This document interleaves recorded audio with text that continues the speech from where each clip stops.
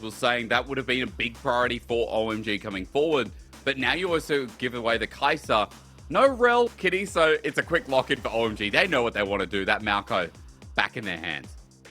Yeah, with the Jace consistently banned out as well, I mean, I wouldn't be too surprised if FoFo defaults to something like the Azir. We also have seen a couple of Annie and Ahri games. Once all the mid laners have been banned out, LPL just defaults back to what was working for them back in 13.12, which honestly, I don't know why the priority of Annie fell down a cliff. All she received was a Q nerf to her damage, but it does seem like you know, people have just decided to drop her. It is going to be the Sejuani 2 games in a row for Jiejie. We are expecting melee solo laners coming out of EDG. I wouldn't be surprised if they just lock in. Okay, it's going to be the Xayah, but OMG know that FoFo only has a Azir left, so they just lock in Yone. It's over. Oh my god, Creme just like, yeah, okay, we know Tristana's going mid. And it's not like game 1 where OMG on blue played through the flex and again gave questions to EDG. OMG know exactly where it's going now as the Xayah's locked in. EDG so far, the drafting here has been interesting because, Kitty, as you're mentioning, maybe one of the solo laners or maybe, you know, getting something like the Cassante for Ala away from the hands of Shanji would have been the angle. But ultimately, as we now go into the second ban phase, I'm kind of perplexed that OMG are just, I don't know, getting given lanes that they're very comfortable with. I don't think I ever want to see Ala on Cassante. Ala needs to stand out. Ala is pretty much the reason why EDG was able to win that series up against WE on day 1. And I would not like to see kind of restricting Ala as such a carry potential player to be on something like the Ornn, which honestly he still did fine. I believe he ended the game in one of them 6-1 on the Ornn. So Giga Chad performance coming out of him, but I want to see more out of Jiejie because a working formula for the side of EDG is if Jiejie consistently vids towards bottom lane and frees up Uzi and Meiko to be able to rotate towards those major objectives, and specifically for Rift Herald, right, which became a huge headache for EDG to deal with in that game 1, so I'll have to wait and see because I want to see Meiko and Uzi having a high priority lane up against Kaisa and Nautilus. As Nautilus does get locked in, Braum in the response, though, might have quite a lot of effect here against the Kaisa. But as you said, you want to see Ala on something that's a carry. Well, here comes the Renekton. But Shanji gets a counter picket. No Rumble, no Cassante. Kitty, what goes well? Oh, come on, really? This does go well. I mean, if he locks in the Malphite here, it will be the first time he plays Malphite in the summer split. It is quite the lane bully up against Renekton as well as it gets locked in. But OMG, the two solo laners have their eyes set onto FoFo for the Tristana. So EDG, you have to protect FoFo with all you got for this game too. Okay, well, as it gets locked in, I mean, again, protect FoFo. Protect EDG's integrity, because game 2, Kitty, let's hope the lanes this time, you know, play out in the way we kind of expect, or at least give a bit more strength to EDG, because the lanes last time, Uzi and Meiko in the 2v2, it was great, but outside of that, everywhere else was burning. We got to skirmishes, we got to neutrals here in the series, but ultimately, as OMG picked up game 1, we're now looking at them to charge forward here in Xi'an for game 2.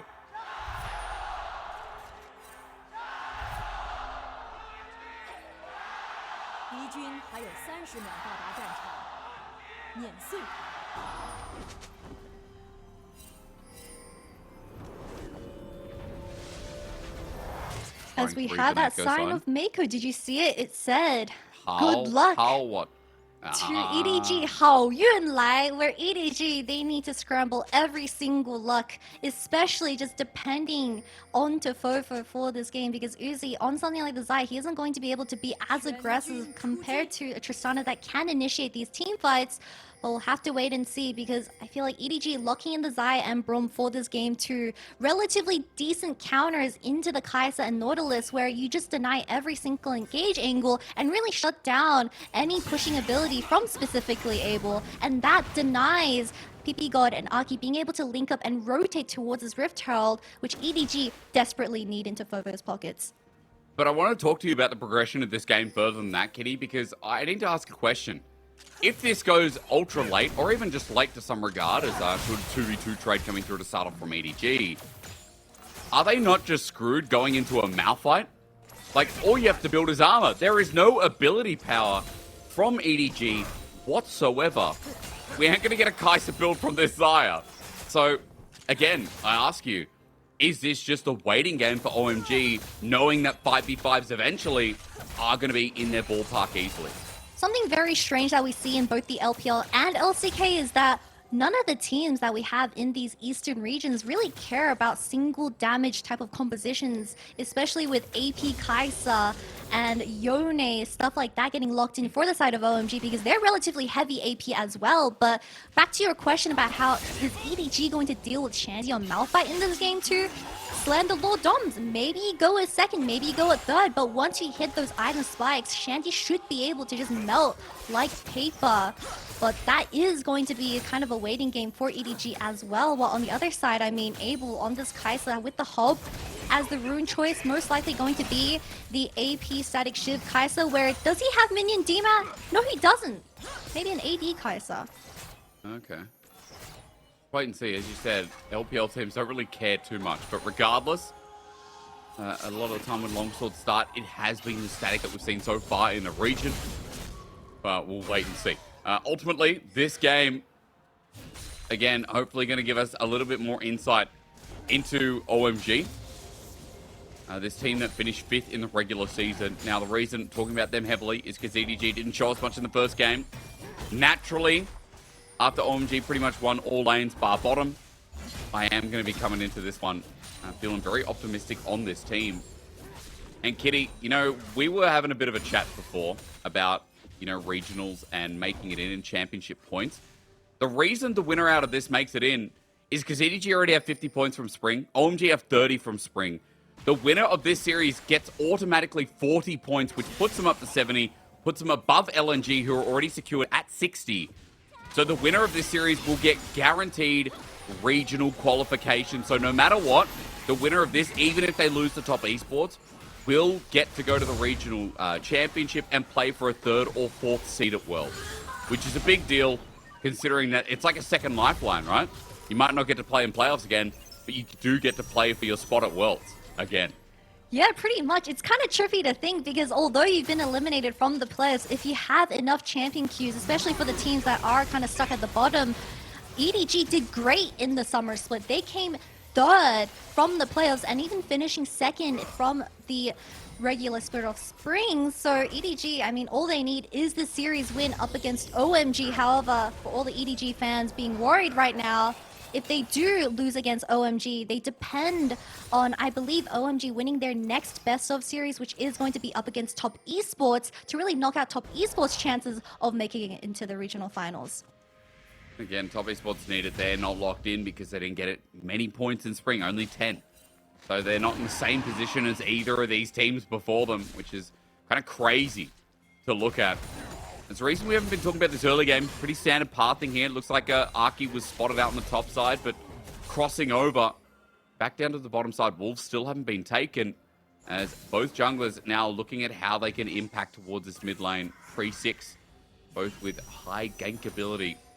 But Kitty, this early game as well, another reason is that lanes have been going pretty standard. In fact, EDG, jungle has a bit of a CS lead.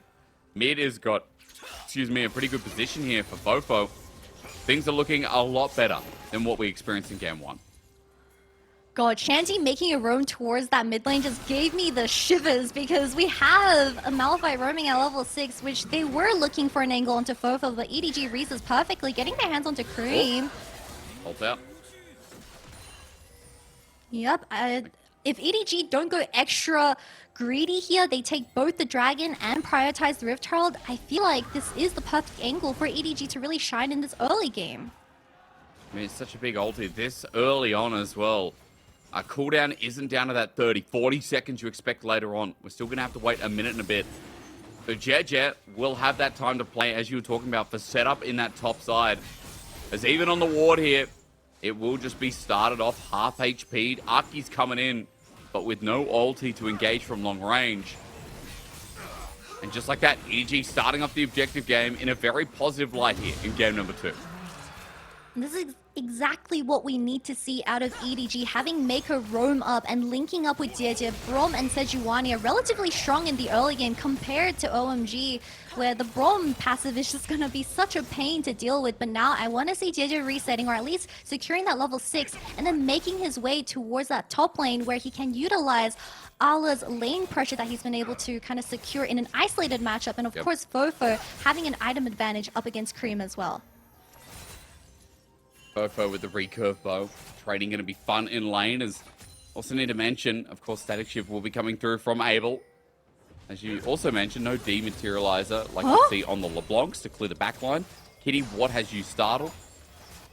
Is LPL lacking critical information? Why aren't AD carries going minion demat, or at least Abel going minion demat to really get full use out of Static Shift? You're not going to be able to one-shot the back minions. They're going to be 1 HP.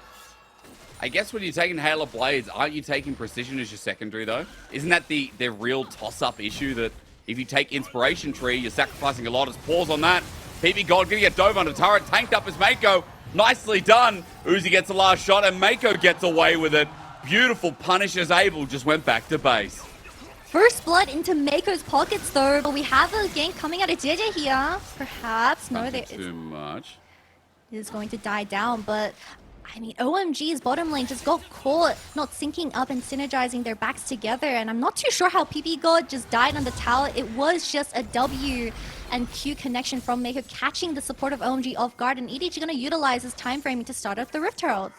But it's second game here, where EDG's bottom lane has been a shining light here in this series so far. The 2v2 itself has naturally been on par, and even though Uzi doesn't get the kill, still, it shows you the power that they're bringing. As Creme going to be flashed on, blocked by Meiko. In the way he saves his mid laner. This Braum in the perfect place at the perfect time, and look at what was used here. As Creme holds on to the ulti, that's great, but again, quite a bit of mana, quite a bit of HP burned, as there's a re-engage. Creme flashes away.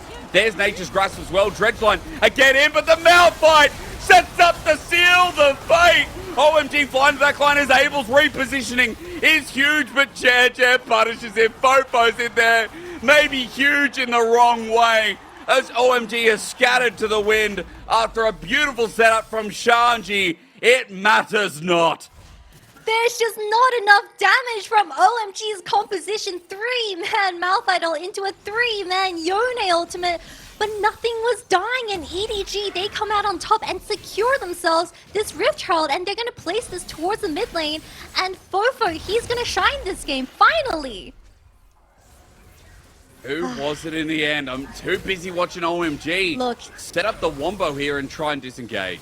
Jiejie baited everyone with connecting that Glacial Prism onto Creme, and Uzi got instantly hooked by Ppgod out of the Featherstorm as well, and it looked so good for OMG, but quite honestly, there just wasn't enough damage. They were lacking items in terms of a straight-up 5v5, and Abel going in for a 1-for-1 trade. FoFo's just going to pick up that kill as well, but this is exactly what EDG was looking for. I mean, again, it's under turret, hang on, round 2. Not again. Cleanse burnt. Meiko and Uzi having a field day. Today is their day. At 0-1-4, he is the assist king this game on the Xayah. But still king in the title as EDG, after that last fight, pick up a 2k gold lead. They've also got Herald. They've also got the first dragon. This early game, brilliant. As we look and see what happened down bot side as Uzi chases down.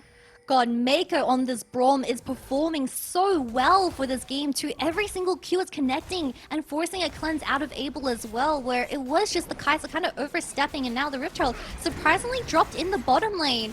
So EDG, they want to free up their bottom lane duo and then work towards that top side, or maybe go towards the mid lane and then work on this dragon. But I'm honestly surprised they didn't give it to the Tristana in this game too. If you think about it, once FoFo picks up Lord Dominic's, OMG's comp kind of just gets melted. I will say, you know, EDG at the very least giving some gold to the Xayah, as you said, trying to get her out of lane, but more importantly, I think give Uzi that retaliation on first item that Abel's able to pick up with Static Shiv. And the Xayah having now a bit more damage as Meiko ultis in at the edge of the ulti. Ppgod lay it down with the Permafrost, or rather Glacial Prison, as Jiejie has to flash away. EDG, again, picking up a kill, but this time it's Uzi who gets the gold. And what a good retaliation in the series it's been in this second game. Second Dragon going over towards EDG as well. A very stable early game, like you said. Even forcing the TP out of Creme. Because it isn't 14 minutes, Creme had to TP to the bottom lane tower. But, while this was all happening, Ala was just proxying towards that top side. So both solo laners getting extreme lane party for Jiejie to work off. Which, honestly, quite the redemption considering how in game 1, EDG was in OMG's position. They were. The early game, flat out, that OMG were finding advantage in the majority of the map. But one thing, again, that stayed present here in the game too, is the fact that Uzi and Meiko are just having a great series. I think Meiko especially, a bit of a redemption arc for this support legend, the franchise player of EDG, who had 0 MVPs over 16 series. Everyone in LPL versus each other once. And the fact that Meiko never got an MVP for a team that finished in, the first round of playoffs here. A team that finished in 8th, at 8-8. 8 series, and Meiko never got an MVP. That's just crazy to me with how good this guy is, how legendary Meiko is historically. The fact that makes me happy is Meiko did secure himself an MVP. The ultimate's coming at OMG, though. I think EDG just walk it off. Walk it off, Meiko. Walk it off, as you are a Braum with Merc Treads as well. Meiko securing himself an MVP with the Nautilus in that series up against W. And that game alone just proves why Meiko at his peak or in his form is one of the best LPL supports that we have in the league. However, EDG, it's always been this problem. Just the consistency of how they show up to these stage games have been a huge question mark. But I think in this game too, EDG, they're feeling more than comfortable. But I want to see them really spiral this lead out of control and really snowball this opportunity given over by OMG. Here's a Tristana turret pushing pressure as FoFo now moving down to do exactly that. EDG spotted out with rotation thanks to the free wards known as saplings from Maokai. No Dragon up and available yet. We're 3 minutes away from that, but EDG have started stacking 2 in their back pocket, means that they can now threaten OMG to take this next fight down bot side, knowing how important it is. But with Jiejie hovering down here for the time being, Abel has to pay respect. I mean, Jiejie could just ulti this out. Cleanse is there, but burnt again as Meiko jumps in, flashes in, rather, just hovers down. But Abel gonna get rooted up. Uzi on top of the old predecessor will take him down. Abel drops and Uzi just outclassing here as bot is now free.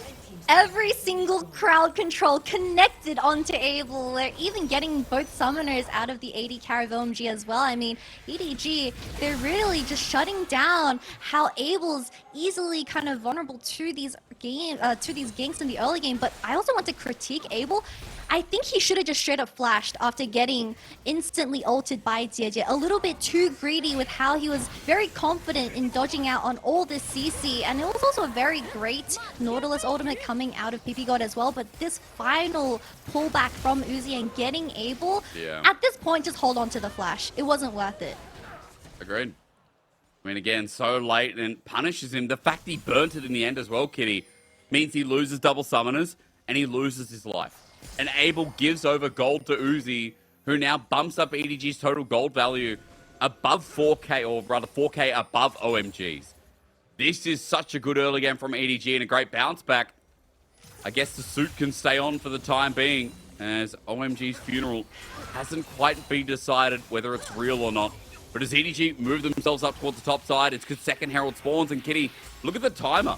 1 minute 15 till the Dragon spawns. Let's see if OMG can find something in bot side.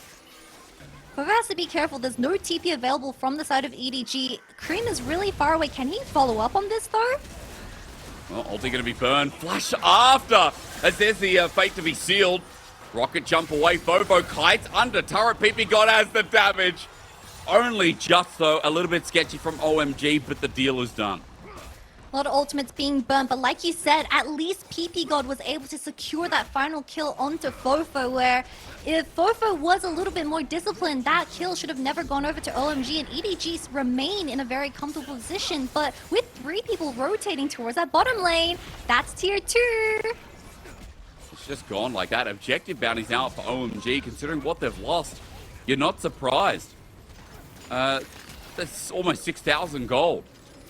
against OMG, EDG are doing the same in reverse. Creme now hopefully going to get this objective bounty for OMG, but he doesn't have a first item. So this is going down very slowly as it's a Hexgate rift, and the boys are just coming back out on the map. Oh my god, Aki, he was so close to taking that Hexgate over. You saw the proc from this Maokai as well. I mean, he would have just walked into 3 members of EDG. We have Ala also being in the bottom lane, so Shanji is forced to use that TP while taking this tier 1 tower, but the dragon stacking from EDG right now, I mean, they already have full priority on this dragon. Can FoFo look for a kill here? Maybe. I mean, FoFo doesn't have the damage, though. Maybe not a kill. He's going to be the one to die, surely.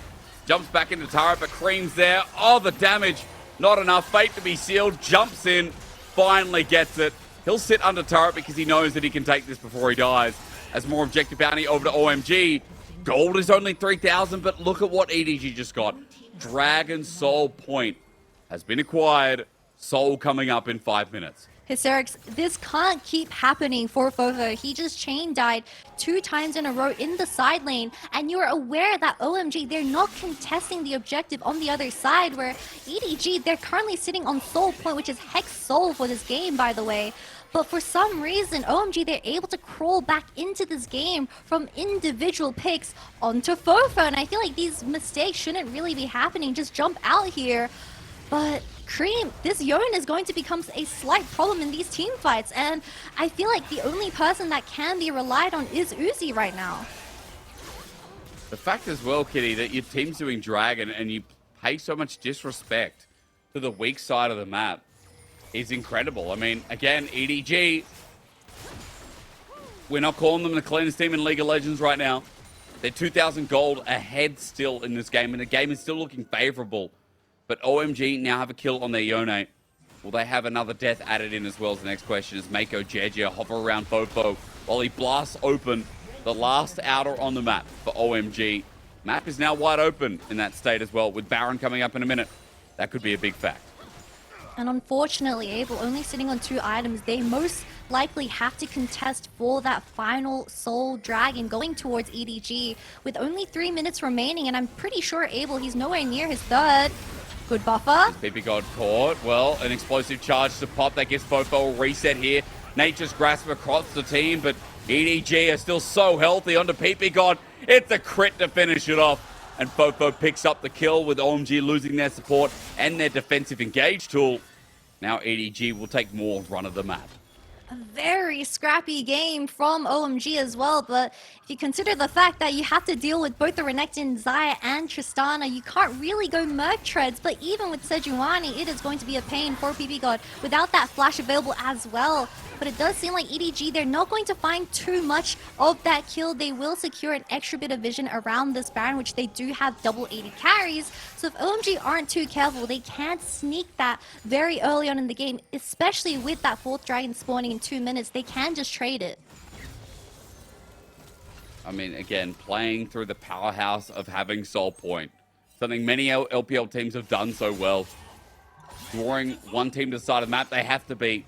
Or picking up the Baron and picking up a gold lead. And especially, Kitty, Tristana on EDG, or rather, Baron, sorry, on EDG, with a Tristana, is something you can't afford to give away as OMG. Your turrets are gone, your base is gone, the pushing power is too much to handle. Follow using his Dominus. As Arla found the pick again, Ppgod might be caught out as Creme is pretty deep in enemy lines. He Fate Seals to get range. Gale Force as well. Luckily to have that as Shanji ultis out as well. Look at what was just used. Look at who was just caught. EDG can now threaten Baron. That's 2 major ults away from OMG, and the DPS of EDG, they're not going to be under any threat starting up this Baron, but luckily they have vision on this. But what does this Malphite do as he walks on in? OMG has scattered EDG on one path, and that's towards enemy jungle. As now Creme walking in, so is Shanji. Malphite useless without the ulti. They need to rely on Abel, who flies in but to his death. OMG, it is a comedy right now. As EDG just unpack the clown car and take their free Baron. They're gonna secure themselves 3 kills. a Baron and also reset now work towards that dragon. I didn't expect the game to play out like this, but whatever works for you, EDG, as they were able to they forced out two of the most important ultimates for OMG to work off. Kitty, those ultis down. Shanji and Creme still wanted to contest. It's like they wanted to make sure that they could, fight, stop the Baron. Yeah, and EDG very cutthroat on this turn as well. They weren't allowing Abel any angle to really work off his poke from this AP Kaisa, which honestly was the only thing that OMG could rely on with this Baron stop. But with Aki using his ult so close, he just got instantly shut down, and the entire team fight was extremely split. But all eyes we're dancing again, I believe, because it is Soul coming up as a pick on the side. Creme might have found Arla, but Arla is a big croc. Now taking on Abel as well. 1v2! He takes the kill! As he drops down in the end, Creme will find a trade, but look at the health bars blinking again. Creme has ulti, trying to stack up that second Q here with the Steel Tempest as Aki rolls in the Nature's Grasp. It's the 3-man, or rather only 2, as over they find Uzi the Fate to be sealed, but does Creme have enough damage? Uzi out with the Feathers. OMG are running for their life, but the concussive blows are such a nightmare to deal with. Ppgod might be next on the menu, boys, as Creme trying to do what he can onto FoFo. There is some good damage, but everyone else is dead. Creme in the backline! Oh my god! So close, but Uzi stands strong. EDG will continue the fight in this series quite cleanly. And Creme trying so hard to crawl back any opportunity of this game, but now with the 4th dragon getting secured by EDG into their pockets, this game too should be done and dusted. Uzi on the Xayah 4 times now in the playoffs, just working magic for this roster. So close as this fight, so scattered Kitty. The problem starts with Arla as Abel flashes to be a part of this, but probably like, hang on a minute. This guy, it's a Renekton. Oh, crap. Yeah, looking to flash into melee range up against Renekton. Probably not the smartest decision that Abel has made, but now with the Kaisa gone from the fight, you see double ultimates committed onto Uzi, but Uzi having a time frame to use his Featherstorm baits out the positioning of OMG, and that allows FoFo pretty much to freely DPS onto the carries and play front to back. And once again, Meiko on this Braum, having that Braum passive with 4 melee champions on the side of OMG, it's just beautiful. God, close move. I want to see this again though. Creme. Oh. Flash Gale Force, instant shutdown onto FoFo, but that Braum passive coming in clutch. Triple kill for Uzi now, and they're going to work towards the top lane tower, while OMG, they're just going to look for a 4-1. Let's just see their last stand though, Kitty, because even though the gold lead's at 8,000, EDG have to finish off this game. But it has been quite classy here as coming through with a pick to start off onto Aki. He's just going to drop on down. Nature's Grass an afterthought as Creme is pushing in the side lane. But EDG dotting the I's and crossing all them T's. In 25 minutes, now looking for the end. Creme has to get back here. Guys? He only has 1 teleport to turret, or turret to teleport, pardon the pun. As now on the last one, Creme's finally here, but the base almost bare. There's Shanji's ultimate. Fate sealed again. Depth charge, great. They're going to defend nicely as Arla gets into the back line, but Creme is the one to watch. Jiejie running forward as now they find him stunned. Uzi just passed with Meiko. And again, the star of EDG performs his most. EDG going to equalize the series. And we have won at that here, with OMG falling in 25 minutes. And Meiko on this Braum in Game 2 was the standout for me with the NKDA of 1-1-17. He pretty much had a 98% KP on this Braum, and